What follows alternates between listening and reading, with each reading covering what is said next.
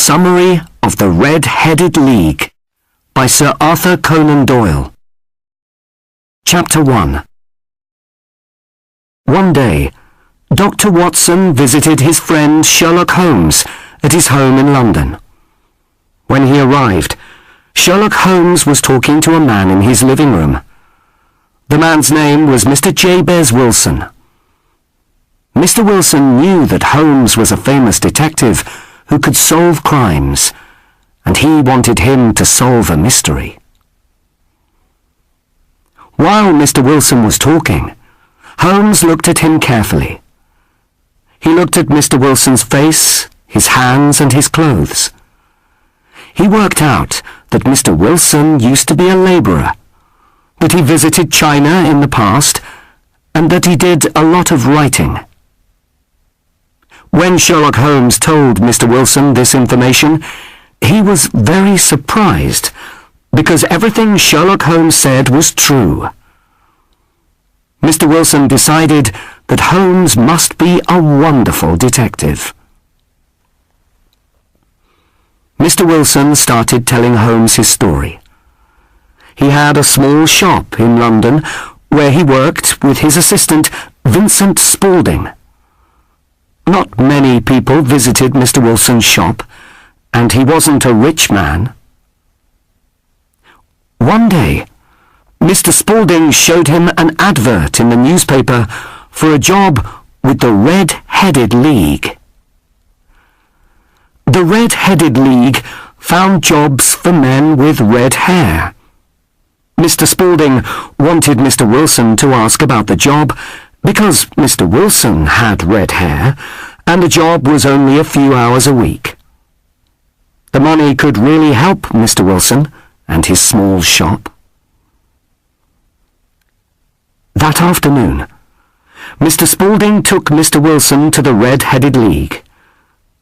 There were a lot of men waiting outside the office, and they all had red hair. But Mr. Spaulding pushed past all the men until they were outside the door. They went inside and met the manager, Mr. Duncan Ross, who told them about the job. The person who got the job would have to come to the office every day between 10 and 2 o'clock. He wouldn't be able to leave the office during this time. While he was in the office, he would have to copy all the information from a large encyclopedia into a book. The pay was £4 a week. This was a lot of money. Mr. Ross told Mr. Wilson that if he could start work the next day, he could have the job. Mr. Wilson was very surprised, but quickly said yes.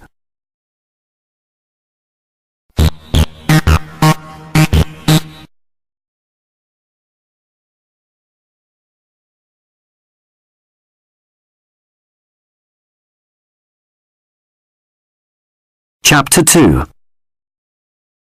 The next day, Mr. Wilson bought a pen, some ink, and some paper, and went to the Red-Headed League. He thought about the job. Could it be real? It seemed foolish to copy an encyclopedia. But, to his surprise, when he arrived at the office, Mr. Ross was waiting for him. So, Mr. Wilson sat at the table and started work. He copied information from the encyclopedia into a book until 2 o'clock. Then he went home. Mr. Wilson went to the office every day, and at the end of the week he received his pay of £4. The work was easy, and he was very content. This continued for 8 weeks. One day he went to the office, but it was locked. There was a letter on the door that said, "The Red-Headed League has closed." Mr. Wilson didn't know what to do.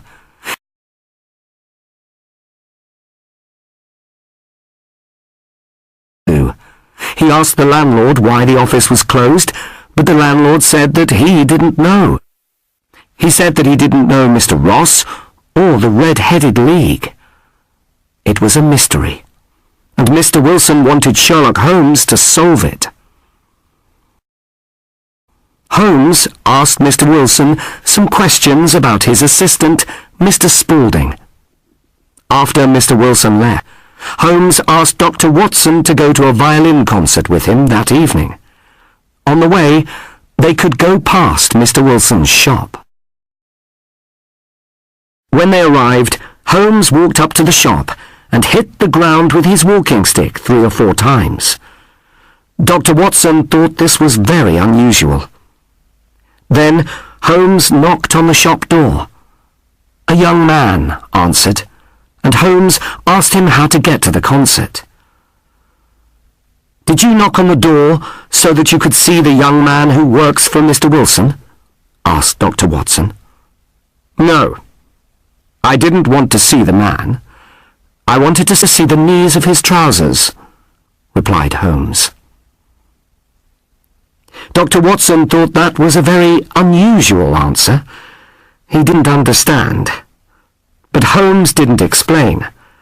He was looking carefully at the different houses and shops behind Mr. Wilson's shop. There was a newspaper shop, a bank, and a restaurant. Then it was time to go to the concert, so the 2 men left.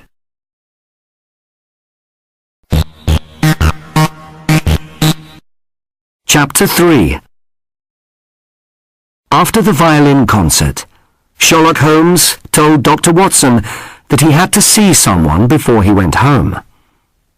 "There is going to be a crime tonight, Watson," explained Holmes, "and it might be dangerous.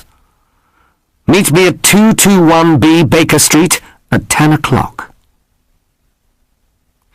Dr. Watson arrived at Baker Street that evening.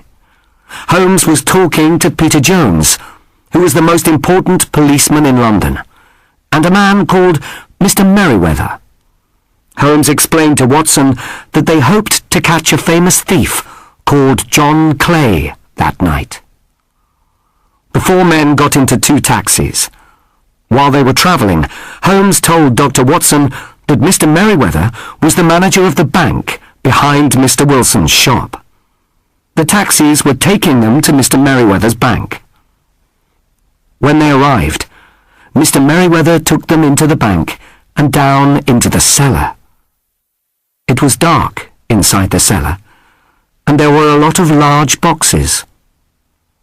Holmes looked carefully at the floor of the cellar. Then he asked Mr. Merryweather to tell Dr. Watson why the thieves might be interested in this bank. "They are interested in the gold in the boxes in this cellar," explained Mr. Merryweather. "It is unusual to have so much gold in one bank, and we have been worried. We wanted to move it." Holmes explained that the thieves were going to come into the cellar under the ground from Mr. Wilson's shop. Now there were 3 policemen waiting outside Mr. Wilson's shop.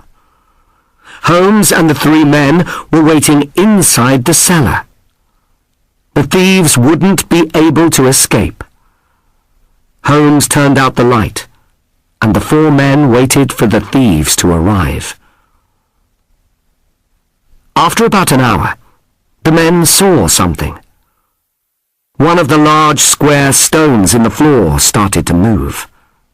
Suddenly, they saw a hand.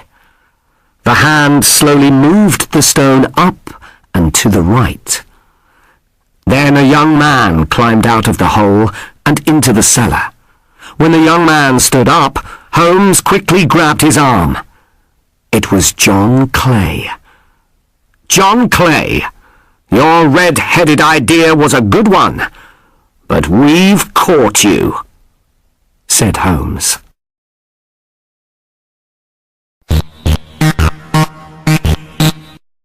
Chapter 4. Sherlock Holmes and Dr. Watson returned to Baker Street, and Holmes explained the crime to Watson. John Clay had the idea for the Red-Headed League because his friend Mr. Ross had red hair. Holmes knew that the job of copying out the encyclopedia was too foolish to be a real job. Clay and Mr. Ross invented the job because they wanted Mr. Wilson out of his shop. Why? Mr. Wilson told Holmes that Mr. Spaulding often used to work in the cellar. Holmes thought that this was unusual. Holmes asked some questions about Mr. Spaulding and found out that he was John Clay, the thief. When Holmes knocked on the door of the shop, he saw that the knees of Mr. Spaulding's trousers were dirty and had holes in them. Holmes deduced that he was digging a tunnel with Mr. Ross when Mr. Wilson was not in the shop. When I saw that the bank was behind Mr. Wilson's shop, I knew why they were digging a tunnel, said Holmes. They wanted to take the gold from the bank. How did you know that they wanted to take the gold on Saturday night? Asked Watson. When they closed the Red-Headed League, I knew the tunnel was finished. If they took the gold from the bank on Saturday, they would have a day and a half to escape before the bank opened on Monday, replied Holmes. Well done, Holmes, said Watson.